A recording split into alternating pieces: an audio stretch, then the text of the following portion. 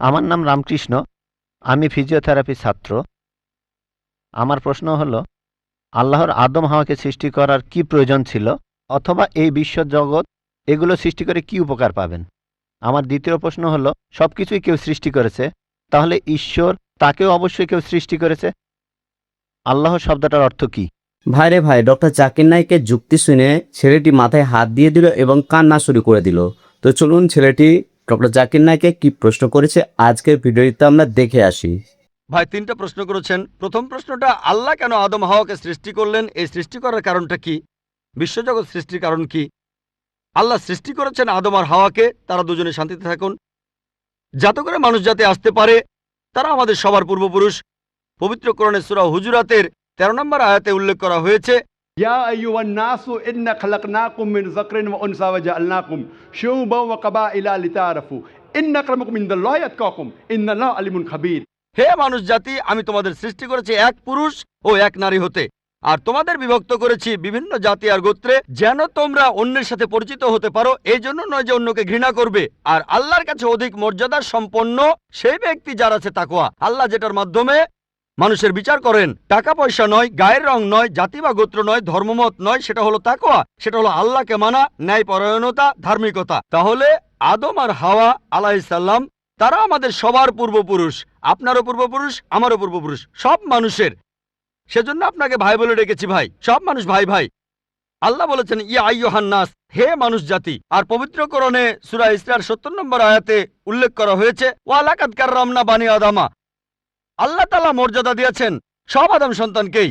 হোক আপনি জন্ম নেন ইন্ডিয়ায়, আমেরিকায়, ইংল্যান্ডে, জন্মান কোনো হিন্দু পরিবারে বা মুসলিম পরিবারে বা খ্রিস্টান পরিবারে, আল্লাহ বলেছেন তিনি সব মানুষকে মর্যাদা দিয়েছেন। মানুষে জন্মালে আল্লাহ তাকে মর্যাদা দেবেন। সে হোক আপনার নাম জাকির, আব্দুল্লাহ, রামু, শঙ্কর, মানুষে জন্মালে আল্লাহ মর্যাদা দেবেন। আপনার প্রশ্নতে আসি, কেন আল্লাহ তাআলা মানুষ সৃষ্টি করলেন? আল্লাহ মানুষ সৃষ্টি করেছেন কারণ আল্লাহ বলেছেন মানুষ হলো আল্লাহ সৃষ্টির মধ্যে সেরা। আল্লাহ তাআলা অন্য যা কিছু সৃষ্টি করেছেন তা আল্লাহকে মানে। ফেরেশতা সৃষ্টি করেছেন, আল্লাহ যে আদেশই দেন ফেরেশতাগণ সে আদেশ পালন করেন, তাদের নিজস্ব ইচ্ছা নেই। মানুষ হলো আল্লাহ তাআলার এমন এক সৃষ্টি যার নিজের ইচ্ছা আছে। আমরা তার কথা মানতেও পারি, নাও মানতে পারি। তাই আল্লাহ আমাদের সৃষ্টি করেছেন, আমরা হলাম তার সৃষ্টির সেরা, আশরাফুল মাখলুকাত। তবে আমরা আল্লাহ তাআলার কথা মানতে পারি, নাও মানতে পারি। যদি আল্লাহর আদেশ মানেন তাহলে জান্নাতে যেতে পারবেন, তাহলে বেহেশতে যাবেন, স্বর্গে যেতে পারবেন। যদি আদেশ না মানেন তাহলে জাহান্নামে যাবেন, দোজখে যাবেন। তাহলে এই জীবনটা পরকালের জন্য পরীক্ষা। পবিত্র কোরআনে সূরা মুলকে 2 নম্বর আয়াতে উল্লেখ করা হয়েছে, আল্লাযী খালাকাল মাউতা ওয়া হায়াতা। আল্লাহ তাআলা সৃষ্টি করেছেন জীবন ও মৃত্যু তোমাদের পরীক্ষা করার জন্য। তাহলে এই জীবনটা হলো পরকালের জন্য পরীক্ষা। তাহলে আল্লাহ মানুষ সৃষ্টি করেছেন। আর আল্লাহ বলেছেন সূরা জারিয়াতের 56 নম্বর আয়াতে উল্লেখ করা হয়েছে, ওয়ামা খালাকতুল জিন্না ওয়াল ইনসা ইল্লা লিয়াবুদুন। আমি সৃষ্টি করেছি জিন ও মানুষকে যেন তারা আমার ইবাদত করে। তাই আমাদের উচিত আল্লাহ তাআলার আদেশ নিষেধগুলো মেনে চলা। তাহলে আমরা আল্লাহ সুবহানাহু ওয়া তাআলার অন্যরকম সৃষ্টি যার নিজস্ব ইচ্ছা আছে। আমরা আল্লাহ তাআলার আদেশ মানতে পারি, আবার নাও মানতে পারি। অন্যান্য সকল সৃষ্টি যেমন তারা, গাছ, পাহাড়, পবিত্র কোরআন বলছে তারা আল্লাহ তাআলাকে সেজদা করে, তার সামনে নতজানু হয়, আল্লাহকে মানে। আমাদের স্বাধীন ইচ্ছা আছে, আল্লাহ আমাদের এই স্বাধীন ইচ্ছা দিয়েছেন। এই স্বাধীন ইচ্ছা নিয়ে যদি আল্লাহকে মানেন আপনি তাহলে ফেরেশতাদের উপরে চলে যাবেন। আর যদি আল্লাহ তাআলাকে না মানেন তখন হবেন শয়তানের সহযোগী। আল্লাহ আমাদের সৃষ্টি করেছেন পরকালের পরীক্ষার জন্য। আপনার দ্বিতীয় প্রশ্নে আসি, সবকিছুর একটা স্রষ্টা আছে, আল্লাহকে বানিয়েছে কে? যদি কেউ বলে সবকিছুরই একটা স্রষ্টা আছে, কথাটা ঠিক নয়। সব সৃষ্ট জিনিসের স্রষ্টা আছে। আল্লাহ তাআলার সংজ্ঞা হচ্ছে তাকে কেউ সৃষ্টি করেনি। যখনই বলবেন কে আল্লাহকে বানিয়েছে, সে আল্লাহ নয়। আল্লাহ তাআলার সংজ্ঞা হচ্ছে তিনি সৃষ্টি হননি। ধরেন এক লোক আপনাকে বলল যে ভাই, আমার বন্ধু জন, সে হাসপাতালে ভর্তি হয়েছে, সে একটা বাচ্চার জন্ম দিয়েছে। বলতে পারবেন এই বাচ্চাটা ছেলে না মেয়ে? বলতে পারবেন? চেষ্টা করেন, দেখেন। পারবেন না কেন? ছেলে না মেয়ে? হ্যাঁ না। ধরেন ভাই জন, সে হাসপাতালে ভর্তি হয়েছে, সে একটা বাচ্চার জন্ম দিল। এই বাচ্চাটা ছেলে না মেয়ে?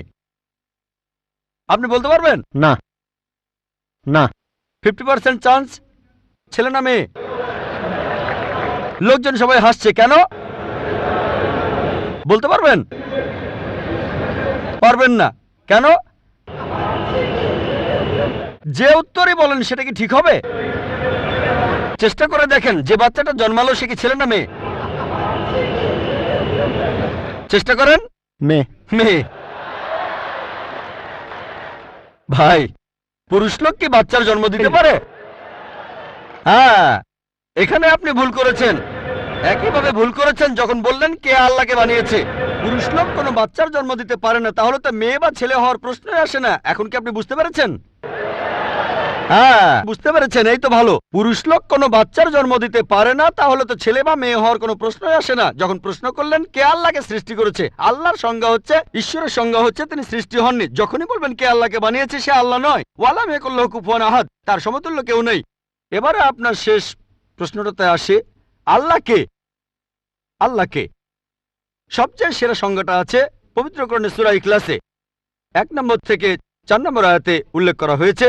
এখানে বলা হয়েছে যে কুল হুয়াল্লাহু আহাদ, বলো তিনি আল্লাহ এক, অদ্বিতীয়। আল্লাহুস সামাদ, তিনি অবিনশ্বর, চিরস্থায়ী।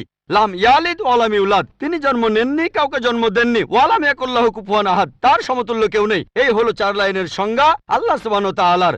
যদি কোনো মানুষ, যদি কেউ বলে যে অমুক লোকটা আল্লাহ, সেই লোক যদি এই 4টা শর্ত পূরণ করতে পারে, আমাদের মুসলিমদের কোনো আপত্তি থাকবে না সেই লোককে আল্লাহ বলে মেনে নিতে। 4 লাইনের সংজ্ঞা, এটাই হলো ধর্মের লিটমাস টেস্ট। আল্লাহ তাআলার সংজ্ঞা প্রথমটা হলো কুল হুয়াল্লাহু আহাদ, বলো তিনি আল্লাহ এক, অদ্বিতীয়। আল্লাহুস সামাদ, আল্লাহ বিনশ্বর, চিরস্থায়ী। লাম ইয়ালিদ ওয়া লাম ইউলাদ, তিনি জন্ম নেননি, কাউকে জন্ম দেননি। ওয়া লাম ইয়াকুল্লাহু কুফুয়ান আহাদ, তার সমতুল্য কেউ নেই। যদি হিন্দু ধর্মগ্রন্থগুলো পড়েন, সেখানেও একই রকম কথা বলা হয়েছে, কুল হুয়াল্লাহু আহাদ। এটা পাবেন আপনাদের ছান্দোগ্য উপনিষদে 6 নম্বর অধ্যায় 2য় অনুচ্ছেদের 1ম পরিচ্ছেদে। এক্কামে বিদ্বিতীয়াম, ঈশ্বর মাত্র একজন, দ্বিতীয় কেউ নেই।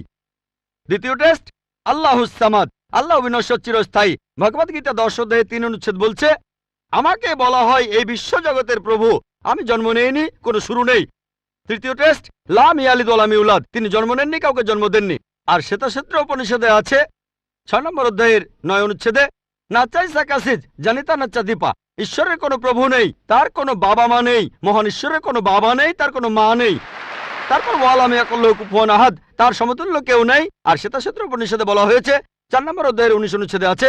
এছাড়াও যজুর্বেদ 32 অধ্যায়ের 3 অনুচ্ছেদে বলা হয়েছে, নাতাস্তি প্রতিমা আস্তি, মহান ঈশ্বরের কোনো প্রতিমা নেই, কোনো মূর্তি নেই, কোনো ছবি নেই, কোনো ফটোগ্রাফ নেই, কোনো ভাস্কর্য নেই। এটা কে বলেছে? যজুর্বেদ 32 অধ্যায় 3য় অনুচ্ছেদ বলেছে একই কথা, ওয়ালাম ইয়াকুল্লাহু কুফুয়ান আহাদ।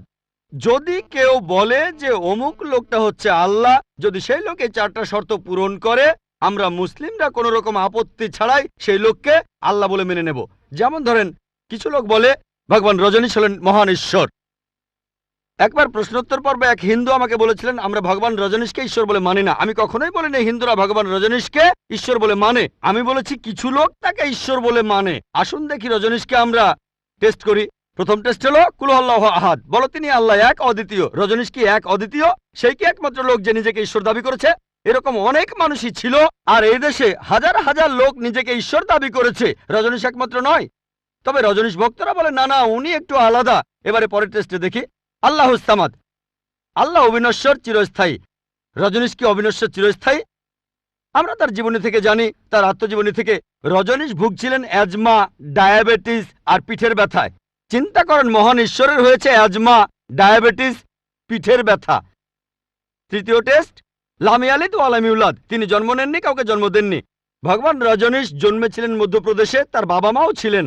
1981 সালে তিনি আমেরিকায় গেলেন, ইউএসএ। তখন হাজারো আমেরিকান তার ভক্ত হয়ে গেল। তারপর আমেরিকার অরিগন প্রদেশে তিনি বানালেন একটা সেন্টার, আর তার নাম দিলেন রজনীশপুরম, তার গ্রাম। পরবর্তীতে আমেরিকান সরকার তাকে অ্যারেস্ট করে কারাবন্দী করে রাখলো। রজনীশ বলতো যে আমেরিকান সরকার তাকে স্লো পয়জনিং করেছে। চিন্তা করেন, মহান ঈশ্বরকে স্লো পয়জনিং করা হয়েছে।